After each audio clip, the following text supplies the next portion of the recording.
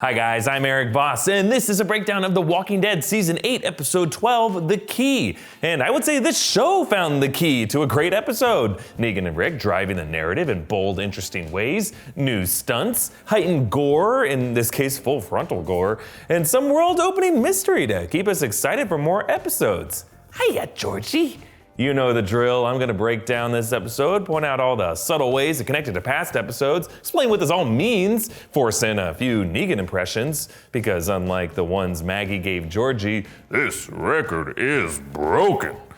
Let's get started with the big question, guys, which a lot of you guys have been tweeting us about. Who exactly is Georgie and what is her community? So the arrival of Georgie is definitely a game changer to The Walking Dead. Her request for LPs in exchange for a typewritten document on how to rebuild society with windmills and aqueducts suggests that this woman really knows what she's doing. And I gotta say, it's super refreshing for one of these newcomers to seem reasonable and practical, someone we want to get to know more. Like, no offense to Jesus and Ezekiel the LARPer. I love them both in the comics and in the show. But trash people who speak like lazy Yodas and beach women who kill intruders, except the times they really should, just got a little tiring. And I think a lot of that is due to the actress Jane Atkinson. She played Secretary of State Catherine Durant on the show House of Cards, and she gives off this southern charm of a wise, rational leader whom you just feel a lot better about having in the room. So what do we know about her? Well, if she typed out that key to a future document from memory, she must be very knowledgeable about early technology, an engineering or a history professor or a teacher, an author or a museum curator, perhaps. Actually, that could be why the hilltop popped up on her radar. That mansion was formerly known as the Barrington House, a museum that locals would go visit. Georgie is very well dressed compared to other groups they've encountered. She looks more like she's ready to host an episode of Sally than potentially tussle with zombies. So that tells us that her home community must be very secure and large enough in population that maybe she would feel the need to dress this way to gain respect. Georgie also has these goofy sidekicks, Hilda and Midge. When Georgie joked that trust sounded like a made-up word these days, like flibbersticky, Hilda suggests klumph, and Midge suggests moisture. Georgie gives her this look like, what the hell? Now, I read this as this could be another female-led society, and to a lot of women, the word moist sounds gross. Maybe they banned it. In fact, I have a lot of questions about the freedom of speech in this society. Notice how Georgie was so particular about the records being musical only, no spoken word. Maybe her society has laws against certain kinds of media, musical and educational only, but no George Carlin comedy albums to rile up the masses. Or maybe Georgie just really hates podcasts. Either way, Georgie's society must be more advanced than the others we've seen. If she's at the point of writing books on how to rebuild civilization, and she has enough food to give to the hilltop as charity, they're probably at least second world. Some have suggested that her group might be the source of that mysterious PPP keycard that Tara found when Heath just disappeared in season 7. Others have said that they could be the owners of that helicopter that Rick saw earlier this season. Then again, a few episodes back, Simon asked Jadis, remember, about the helipad in the landfill, so I still think that would belong to Jadis. But maybe that connects Jadis to Georgie, like the landfill could be a colony or an outcast tribe from Georgie's community. Now, Georgie did tell Maggie that she had made this crates for knowledge trade offer with communities before, but she also said she hasn't found many communities like theirs and not one for a very long time, which seems a little unlikely. Like, how do all these communities located within relatively close proximity keep not being aware of each other's existence? My guess is Georgie could be either lying or she's from somewhere that's just a bit further away, because I don't imagine she would want to get embroiled in this drama with Negan. Now, there's another possible explanation for Georgie's origin, but it's kind of a spoiler from the Walking Dead comics, so skip to this time if you haven't read up on the recent issues of the series.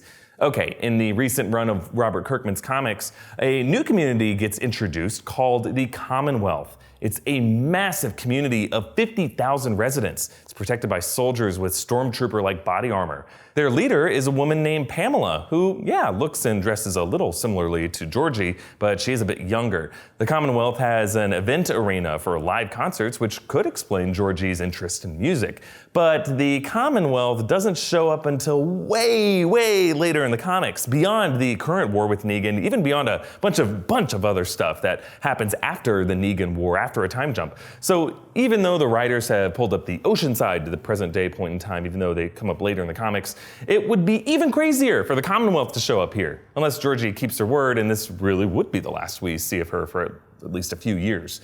Now, Georgie and her key to the future is just one part of this episode. The real excitement in this episode came from Rick and Negan, and there were a lot of interesting ways this storyline connected to past episodes. So let's go over all of those in our segment, Callbacks. Okay, first, early on, when Negan checks in with Dwight, Dwight empties this cigarette pack containing this one last cig, and he and his wife Sherry's wedding rings.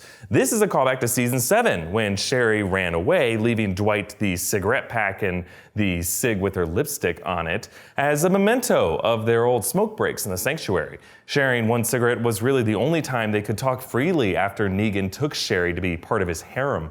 Ever since, Dwight hid their rings in that pack, a symbol of his secret hatred of Negan for cuckolding him like that.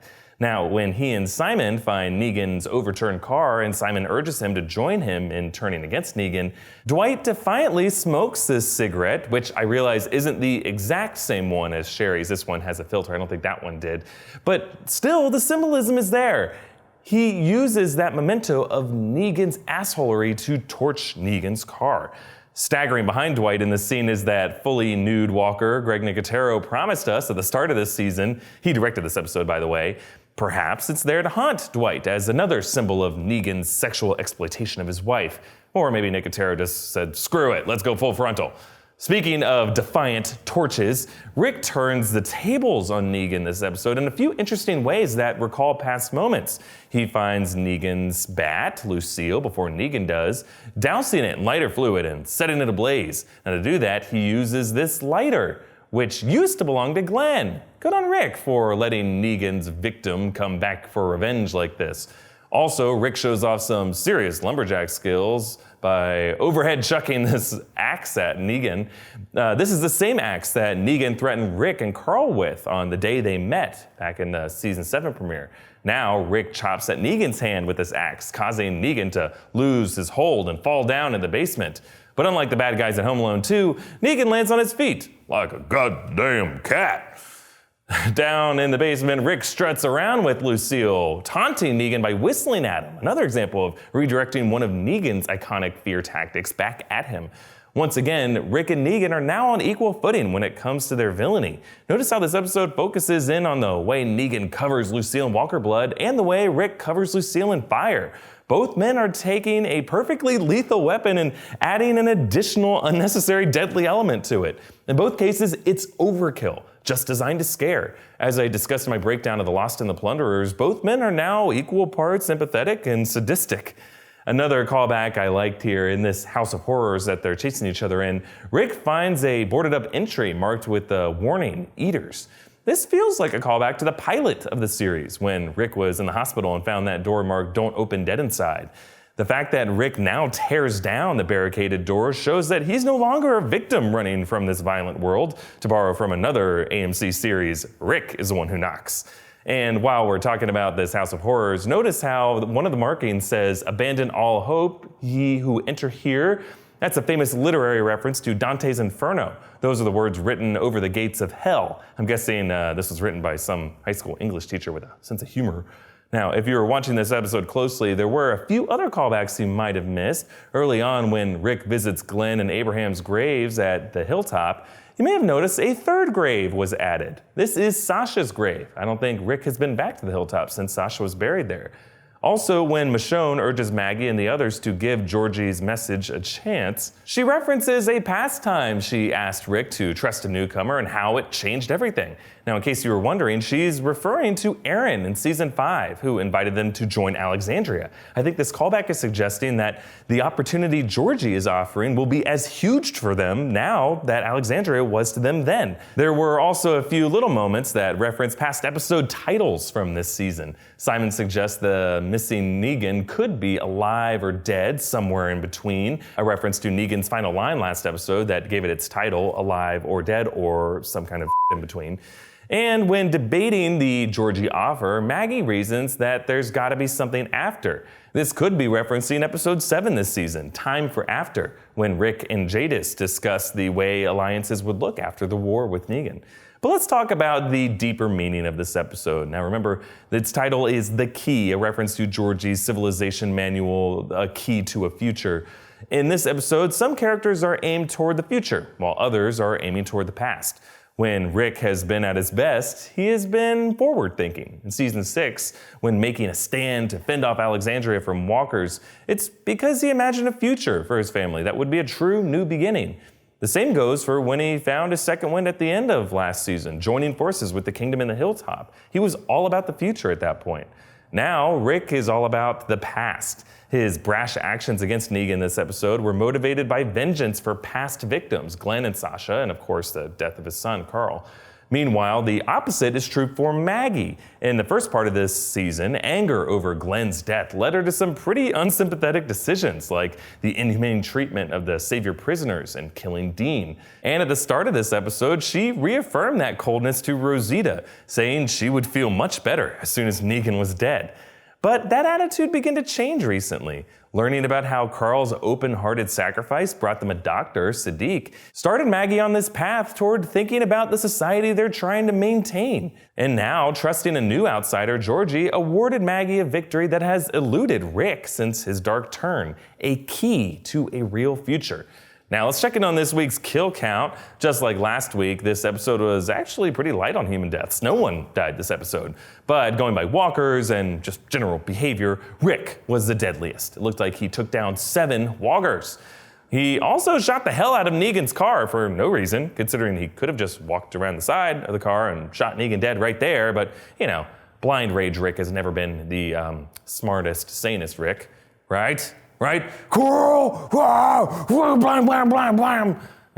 Now, with the closing cliffhanger of Negan captured by Jadis, here's my question for you guys. Is this a good thing for Negan or a bad thing? Now that he knows Simon disobeyed him by killing all of Jadis's people against his orders, is a sit down with Jadis where he can explain that Simon is just a bad egg trying to stage a mutiny something that will actually help him and give him an edge to reclaim authority over the Saviors? It's just something I've always wondered. As a war chief, Negan hasn't really been that effective. He keeps trusting lieutenants that he obviously shouldn't trust. He has a huge blind spot all the time that leaves him outgunned and scrambling for his life in battle. His strategy to cover their weapons and walker blood even seems like a half measure. Simon's right. At that point, why not just kill them all?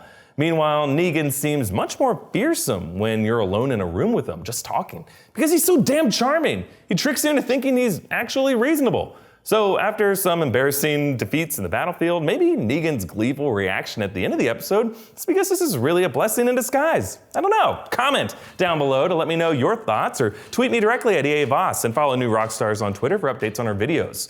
You can like and share this video and subscribe to New Rockstars for all of our Walking Dead content and breakdowns of all the episodes from the past couple seasons. Guys, thanks for watching. See you next week. Bye-bye.